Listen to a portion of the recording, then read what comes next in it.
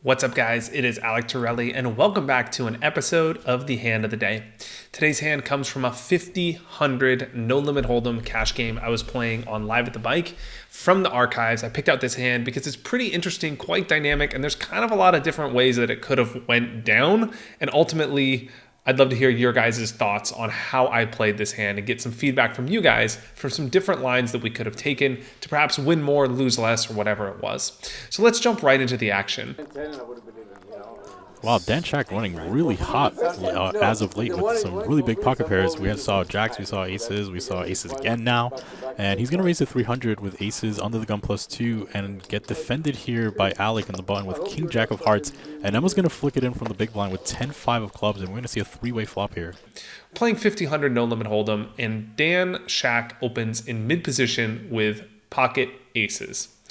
Folds to me on the button, I have king jack of hearts, and while you could maybe 3-bet this hand, Dan plays pretty tight, he's solid, he plays well, and I didn't really see a reason to get fancy with this hand, maybe get 4-bet and blown off my hand, and mostly have him be calling with better hands. So I think this hand just plays better as a call, and generally I like to keep the stack to pot ratio deeper, play deeper stacked poker, and just play this hand as a call.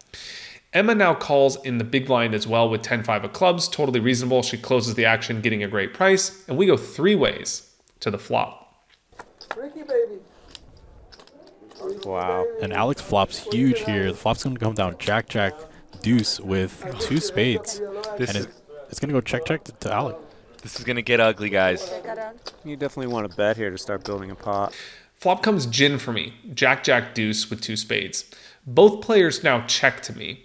And while here I would normally c-bet, I wanted to check here for two reasons. First and foremost, I didn't really think anybody had anything. It's kind of unlikely that Emma has anything in the big blind. I have 3 of the 4 jacks. Sure, I cooler her some of the time if she has like jack 10 and I miss the opportunity to build a big pot. But most of the time, she's going to check fold.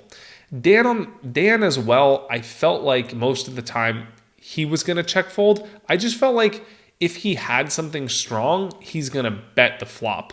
And I was wrong in this spot. But I felt like his check here represented something like king-queen, just complete airball and kind of just check folding to me on the button. So because I thought that ranges were weaker and wider, I opted to check here to try and hope that someone hit something and I could build a pot. And I also checked secondly just to protect my range. Like some of the time in a spot like this, if the turn comes a 9 and it gets checked to me and I bet again, it gets checked to me and I bet the turn, I'm always going to have a weak hand. I'm never going to have a jack because if I had a jack, I would have bet the flop. So some of the time I like to protect my range and make it stronger when I take deceptive lines because on the turn, the turn comes a 9, everybody checks to me, I bet. Maybe Emma gets creative and decides to check raise thinking Alec can't have a jack. If he did, he would have bet the flop. Maybe Dan hits a pair of queens on the turn and overplays his hand because he thinks that his hand is the nuts because I would never have a jack or I would have bet the flop. So there is some deception to checking. In this particular situation, I look like a jackass because of course he had aces, and if I would have bet, I would have got more value. But you got to think long term, like is it really likely he has aces here? Probably not. And so, in this spot, I look bad. Long term, I still think it's a reasonable play. A lot of times, one of the two scenarios that I just described previously is going to transpire, and I'm going to look better. Hopefully. Anyway, I'd love to hear your guys' thoughts on this. I'm not here to defend my play by all means. I was definitely wrong about Dan's range here, so there's definitely something to be said for that. I could have bet the flop and build a bigger pot in this situation, potentially won more money. So I'd love to hear your guys' thoughts. That's the first comment I have for you guys. What would you have done here on the flop? Should I be checking here to maybe create some balance, or is this just always a bet and I'm just acting like an idiot, talking a fool, and I should just bet this flop? Leave your thoughts in a comment below. As played, I checked the flop, and we still are three ways to the turn. Whoa, and Alec checks back. So Alec, I assume in his head, he's saying I'm defending my check back ranges. So that's a very balanced GTO idea. Alec now bets 700. Dan is going nowhere with his ace-high flush draw as well. And kudos to the way Dan played this hand, right? Like, that is, very, very good that he checked this flop and he checked this turn. Turn comes a queen of spades, and it gets checked to me again. Dan, what is he doing? Can he see my cards? He checks with aces, Like, what is going on? Anyway, it gets checked to me again, and here, unequivocally, I have to come out firing. Not only is there a flush draw I have to protect against, but maybe someone has a queen. I just have to start building this pot. I bet out 700, which is a decent sized bet. I also don't want to bet too small here, like 400, because I just don't want someone to get a cheap call. And if someone has a queen, they're going to call a bet no matter what size I bet. So I figured might as well go bigger. I bet 700, fold, Emma folds, and Dan check calls, and we go heads up to the river. So usually people, when they have aces, they're clicking buttons, and Dan gets there with the ace high flush. Wow. And to be honest, in Alec's defense, he could have bet the flop, but Dan's not folding any street anyways. Bet of 2,000, big healthy bet. Tough spot for Alec, such a polarized bet, but Dan has been fairly passive. So if your opponent's been very passive, it's kind of tough to call here. The river comes a 6 of spades, and now Dan bets out 2,000. First of all, credit to Dan for playing this hand well. He played the hand perfectly on every street, as if he could see my cards, so that's pretty damn impressive.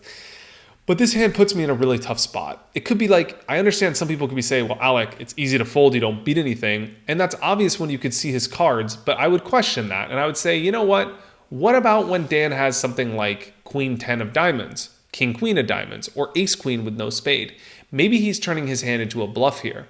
So if he only bets this river when he has aces with the ace of spades, then he's a little bit too exploitable and unbalanced.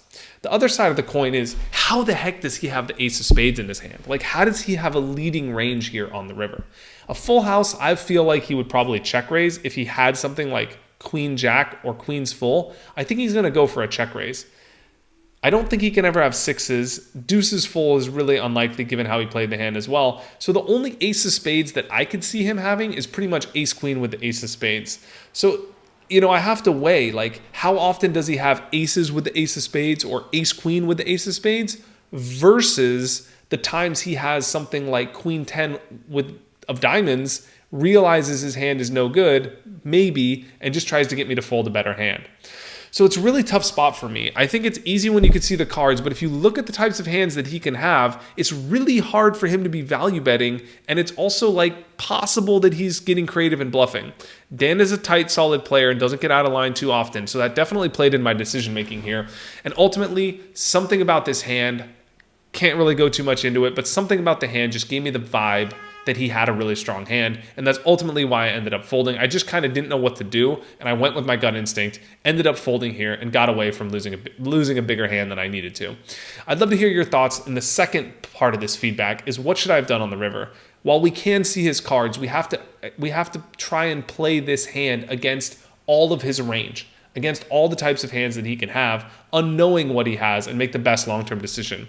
So I still want to question my play here, even though I made the right play. I still want to question my play here and said, was this the right play long-term? I'd love to hear from you guys in a comment below. Leave me your thoughts. Should I have folded this river, or is my hand just too strong and I played it too deceptively that I have to just call? Leave me your thoughts in a comment below. Thank you for watching this video. If you liked this video, please subscribe to my channel up here. More awesome content coming your way here at Conscious Poker. Thank you guys for being subscribers. You guys are amazing. Much love, and I'll see you guys next time on YouTube. Cheers.